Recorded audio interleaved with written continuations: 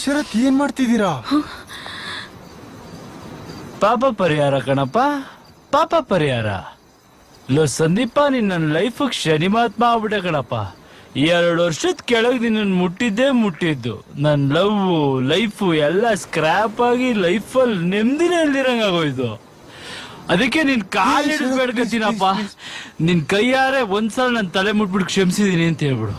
ಸ್ವಾತಿ ಇಲ್ಲೇ ಇದ್ದಾಳೆ, ಅವಳು ಮನ್ಸು ಬದಲಾಯಿಸ್ಕೊಂಡು ಬಂದು ನನ್ನ ಪ್ರೀತಿ ಒಪ್ಕೊಂಡ್ರು ಒಪ್ಕೋಬಹುದು. ಏಯ್, ಏನ್ ಯೋಚನೆ ಮಾಡ್ತಿದ್ಯೋ? ಕ್ಷಮಿಸಿದೀನಿ ಅಂತ ಹೇಳೋದಕ್ಕೆ ಯಾವ ನಿನ್ ಪ್ರಾಬ್ಲಮ್?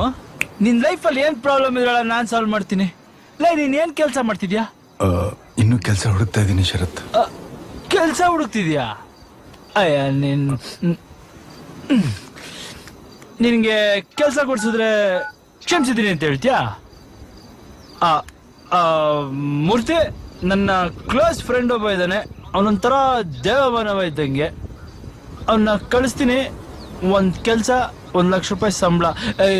1 ಲಕ್ಷ ಓಕೆನಾ? 1 ಲಕ್ಷ ಕೊಟ್ಬಿಡಿ. Okay, thank you. ಈಗ್ಲಾದ್ರೂ ಕ್ಷಮಿಸಿದೀನಿ ಅಂತ ಹೇಳೋ. ಹೇಳೋ.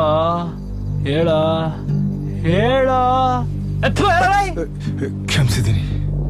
ಕ್ಷಮಿಸ್ಬಿಟ್ಟ, ಅದ್ರೇನ್ ಪ್ರಯೋಜನ? ಅವಳು ಮಾತ್ರ ನನ್ನ ಕ್ಷಮಿಸಲ್ಲ. ಅವಳು ಕಾಲ್ ಹಿಡ್ಕೊಂಡು ನನ್ನ ಕಣ್ಣೀರಲ್ಲಿ ಅವಳು ಕಾಲ್ ತೊಳೆದ್ರು ಅವಳು ನನ್ನ ಕ್ಷಮಿಸಲ್ಲ. ಅವಳ ಕಣ್ಣಲ್ಲಿ ನಾನು ಅಷ್ಟು ಸಣ್ಣವನಾಗ್ಬಿಟ್ಟಿದ್ದೀನಿ. ದ ಫೇಮಸ್ ಬಿಸ್ನೆಸ್ ಮ್ಯಾನ್ ಶರತ್ ಅವಳ ಕಣ್ಣಲ್ಲಿ ಒಬ್ಬ ಆರ್ಡಿನರಿ ಈಗೋಯಿಸ್ಟಿಕ್ ಚಪ್ಪ.